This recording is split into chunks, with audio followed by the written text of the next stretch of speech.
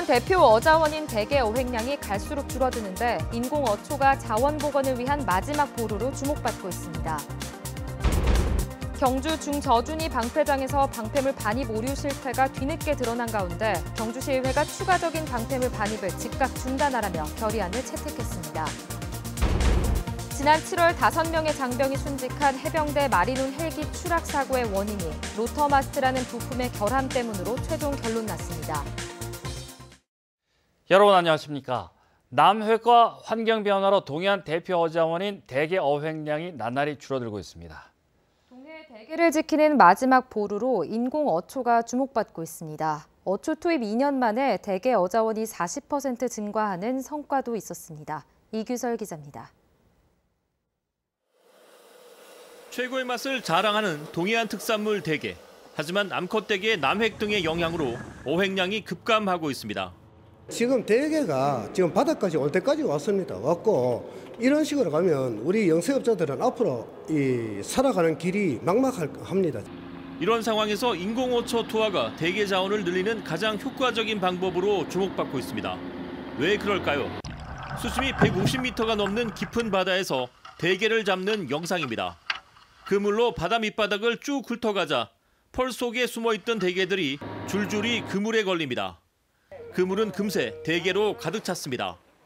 전등 갓처럼 생긴 인공어초를 대게 서식지에 투하하면 그물이 인공어초에 걸리기 때문에 이런 방식의 저인망 어업이 불가능해집니다. 예산을 지속적으로 좀 장기적으로 내다보고 투입을 해야 된다고 생각이 됩니다. 우리나라에선 이 사업이 아직 걸음마 단계지만 이웃나라 일본은 지난 1986년부터 대게 보호용 인공어초 투입에 매년 100억 원이 넘는 예산을 배정해 대게 자원 보호에 적극 나서고 있습니다. MBC 뉴스 이규설입니다. 경주시의회는 경주 방패장의 방패물 반입과 처분을 중지하고 민관 합동조사단을 구성할 것을 촉구하는 결의안을 오늘 채택했습니다. 시의회는 지난 2015년부터 2년간 방패장에 반입된 방패물 가운데 36%에서 방사능 분석 데이터 오류가 발생했고 원자력안전위원회 조사가 진행 중인데도 방패물을 추가 반입하고 있다고 비판했습니다. 경주시의회는 방사능 분석 오류와 관련해 대책이 마련될 때까지 방패물 반입 을 중단하고 방패장 안전에 대한 민관 합동조사단을 즉시 구성해야 한다고 촉구했습니다. 경상북도는 내년 1월 1일자로 포항 환동해 본부와 시군 부단체장에 대한 대규모 인사를 단행합니다. 전보 인사 내용에 따르면 김남일 신임 환동해 본부 본부장, 송경창 신임 포항 부시장, 이영석 신임 경주 부시장입니다. 또 환동해 본부 소속 김두한 해양수산과장은 수산직 최초로 3급인 해양수산국장으로 승진 발탁됐습니다.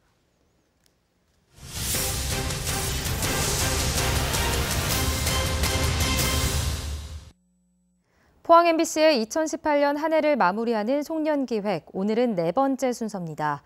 포항 지진이 발생한 지 1년이 지났지만 피해 주민들의 고통은 아직도 여전한데요. 정부가 지진 원인조차 명확히 규명하지 않고 있고 지진 관련 법안은 1년째 국회에서 표류하고 있습니다. 박상환 기자가 보도합니다. 지난해 11월 15일 오후 2시 29분 포항 일대를 강타한 지진으로 120여 명이 다치고 800억 원이 넘는 재산 피해가 났습니다. 갈 곳 없는 이재민들은 1년이 지나도록 체육관에서 힘든 텐트 생활을 이어가고 무엇보다 더 힘든 건 지역 공동체 파괴입니다. 정부나 시에서 해주지 않으니까 주민들이 알아서 살기 찾아 나갑니다. 실제 주민등록상 통계 안 잡혀도 지금 그런 식으로 떠나는 인구들이 꽤 많이 있습니다. 시에서 마련한 임시 이주단지에 들어간 주민들도 힘들긴 마찬가지. 임대 기간은 2년에 불과한데 1년이 지나도록 마땅히 갈 곳을 찾지 못해 매일 불안한 삶을 살고 있습니다. 7천만 원에 주고 산 아파트를 4,500만 원에 사겠다. 거기까지 줬습니다. 그러면 그 자리에 우리가 재건축을 해야 되는데 시에서 뽑아온 용역 자료에 의해서는 1억 6천에서 1억 9천만 원입니다. 이게 말이 되는 숫자입니까? 어떻게 이걸 우리 이재민들이 감당해야 되는 숫자입니까? 피해 주민들은 아무리 예산을 쏟아부어도 주거 안정이 안 되면 사람은 떠나고 이는 지역 경제 위축으로 이어질 거라고 주장합니다. 이 밖에 지진 트라우마를 겪고 있는 시민들에 대한 치료 서비스 지원도 시급합니다. 재난심리센터가 생겼지만 상담 치료만 이루어질 뿐이지 약 처방이 전혀 없다라는 부분이고요. 약 처방이 이루어지더라도 흥해 정신과 질환 전문 병원이 없기 때문에 다른 지역에 가서 정부는 지금까지 지열 발전소와의 상관관계 등 포항 지진의 발생 원인에 대해 명확한 결론조차 내리지 못하면서 원인을 둘러싼 소모적인 논쟁도 잇따르고 있습니다. 또 지진 관련 법안은 국회에서 표류 중인 가운데 피해 복구를 위한 예산 확보 등 과제도 산적해 있어 다가올 새해에는 보다 근본적인 대책이 수립되길 피해 주민들은 기대하고 있습니다. MBC 뉴스 박성환입니다. 경상북도가 울릉도의 디젤 발전을 신재생 에너지로 대체하는 친환경 에너지 자립섬 조성 사업을 사실상 포기하기로 했습니다. 경상북도는 지난 2015년부터 2026년까지 2,685억 원을 들여 이 사업을 추진할 계획이었지만 정부가 예산 지원에 난색을 표시하는 데다 사업의 88%를 차지하는 지열 발전이 포항 지진 이후 어려워짐에 따라 사업을 접기로 가닥을 잡았습니다. 이에 따라 다음 달부터 울릉군 한전등과 함께 설립한 특수 목적법인 청산 절차를 밟기로 했고 지금까지 출자금 53억 원 가운데 30억 원만 회수할 것으로 예상하고 있습니다. 날이 갈수록 학교 폭력이 심각해지면서 학교의 고민도 깊어지는데요. 학생들이 직접 연극을 통해 학교 폭력의 심각성을 느끼고 해결 방법을 모색하는 무대를 준비 중입니다. 김정진 아나운서가 전합니다. 다문화 가정의 아이라는 이유로 괴롭힘과 따돌림을 당하는 주인공. 보이지 않는 언어폭력과 사이버폭력이 더 무서운 요즘의 현실도 보여줍니다. 작품 속 갈등이 뮤지컬로 화해를 하듯 학생들은 노래를 통해 배려와 존중을 배웁니다. 저희 마지막 곡 넘버가 다르지 않아라는 제목을 가진 노래인데 다르지 않다라는 노래를 부르면서 정말 우리는 다르지 않고 같은 학생이고 같은 청소년이라는 걸 느낄 수 있었던 것 같아요. 청소년 뮤지컬 My Dear Friend는 문화예술을 통해 학교 폭력의 심각성을 깨닫고 다문화 가정에 대한 인식 변화를 모색합니다. 학생들이 직접 참여해서 오디션을 통해서 참여해서 다문화 차별과 그리고 학교 폭력에 대해서 실상을 알리고 해결 방안을 찾을 수 있는 그런 좋은 계기가 될 수 있습니다. 연기자들은 포항예고에서 성악과 실용음악, 무용 등을 전공하는 학생들로 수준급의 노래와 춤 실력을 선보입니다.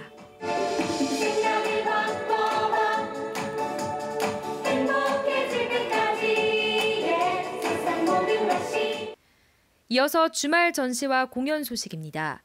경주 시립극단의 아동극 사랑의 피아노가 경주 예술의 전당 원화홀에서 열리고 효자 아트홀 재개관 기념 희망 윗 포스코 공연이 포항 효자 아트홀에서, 특별기획 사진전 경주 색다른 시선이 경주 솔거미술관에서 이어집니다. MBC 뉴스 김정진입니다. 지난 7월 5명의 장병이 순직한 해병대 기동 헬기 마리논 추락 사고의 원인이 로터마스트라는 부품의 결함 때문으로 결론 났습니다. 마리논 추락 사고 민관군 합동조사위원회는 지난 5개월간의 조사 결과 헬기 프로펠러를 돌게 하는 로터마스트가 제조 공정상 문제로 부품의 균열이 발생해 주 회전 날개가 떨어져 나가면서 추락 사고로 이어졌다고 밝혔습니다. 또 잔해 분석과 분해 검사, 비행 기록 장치 분석 등 항공기 계통별 조사 결과 조종, 엔진, 동력 전달 계통은 이상 없음을 확인했다고 밝혔습니다. 한편 해병대는 사고 조사 결과를 바탕으로 제도적인 보완과 교육을 실시하고 비행 재개는 신중히 검토해 단계적으로 시행할 계획입니다. 오늘도 포근한 날씨 속에 미세먼지가 기승을 부렸는데 일요일 오후부터 해소될 것으로 예상됩니다. 포근한 날씨는 일요일 오후부터 기온이 큰 폭으로 떨어져 추워지겠습니다. 안수진 기상캐스터입니다. 주말인 내일도 온화한 날씨 속에 미세먼지가 기승을 부리겠습니다. 주말 외출 계획 있으시다면 마스크는 필수로 착용해 주시기 바랍니다. 내일도 미세먼지 농도는 나쁨 수준으로 공기가 매우 탁하겠고요. 일요일 오후부터는 바람이 강하게 불면서 미세먼지가 차츰 해소될 전망입니다. 내일 평년 기온을 크게 웃돌면서 포근한 날이 이어지겠습니다. 모레 오후부터는 강한 바람이 불면서 기온이 큰 폭으로 떨어져 점차 추워지겠습니다. 경북 동해안에 내려진 건조특보는 별다른 비나 눈 소식이 없어 계속 이어질 것으로 예상됩니다. 자세한 내일 날씨 알아보겠습니다. 내일 가끔 구름 많겠습니다. 아침 기온 2도에서 6도, 낮 기온은 12도에서 15도입니다.